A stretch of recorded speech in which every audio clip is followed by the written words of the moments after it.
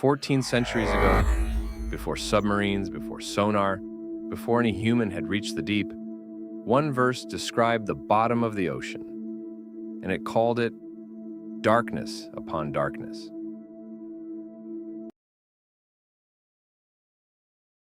Picture the world in the 7th century. No diving gear, no submarines. The deep ocean was a closed book. No one had any way to know what lay far beneath the waves. Listen to how the Quran describes it. In Surah an-nur, verse 40. Or like shadows in a deep sea, covered by wave upon wave, with clouds above, layer upon layer of darkness. If he holds out his hand, he is scarcely able to see it. The words are Bahr Luji, a deep, fathomless sea, not the shore, the deep. How far down does light actually reach? On a single breath, a diver can go maybe 20 meters. Sunlight itself only reaches about 200 meters. Go deeper, and the colors fade one by one until, by 1,000 meters, there is no light at all. Complete, total darkness. So, could anyone in the 7th century have known what it is like down there? It was impossible. A freediver reaches around 20 meters. Even 1,000 years later, armored suits could not pass about 160 meters. The deep dark was not reached until 1930, when William Beebe was lowered inside a steel ball, a bathysphere, to 923 meters, and became one of the first humans ever to witness that darkness. So here's the first sign. 14 centuries ago, the Quran said that deep in the sea, there is darkness. Darkness so complete that a man could not see his own hand. And that is exactly what we found. But only after we built machines to carry us down. No one alive in the 7th century could have known this. But the darkness of the deep is not the only remarkable thing in this verse. Read it again, and you notice something else. Something about waves. The verse says the deep sea is covered by waves, and upon those waves are more waves. On the surface, we see the waves everyone knows, lifted by the wind.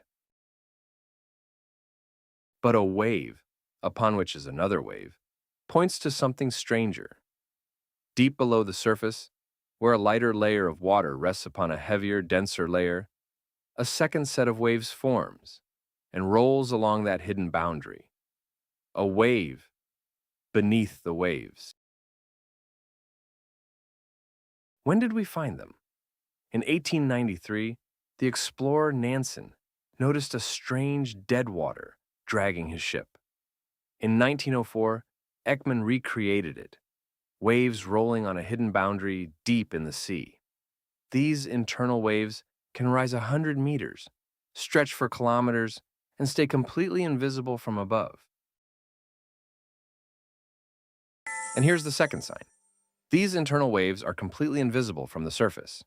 We did not even suspect them until the 1890s and could not explain them until the early 1900s. Yet, the verse placed a wave beneath the waves, 14 centuries before we found it. And above it all, the clouds, a third layer veiling the light from the sky itself. Now put it together, the way the ocean is actually built. A deep, dark sea, upon it a hidden internal wave, upon that the surface waves, and over everything the clouds. Darkness upon darkness, 3 layers, one over another. Look how closely the verse matches. A deep sea covered by waves, the internal wave. Upon which are waves, the surface wave. Over which are clouds. Let's trace it once more. Covered by waves, the internal wave. Upon which are waves, the surface wave. And over which are clouds. Point for point, the description fits the ocean we know today. 14 centuries before any human reached the deep, pause and notice. A heart without guidance is like that darkness, and he to whom Allah has not granted light. For him, there is no light. A simple description, matching a reality we uncovered only in modern times. impossible to know in the 7th century. It is a sign from Allah for those who reflect. This is the Quran.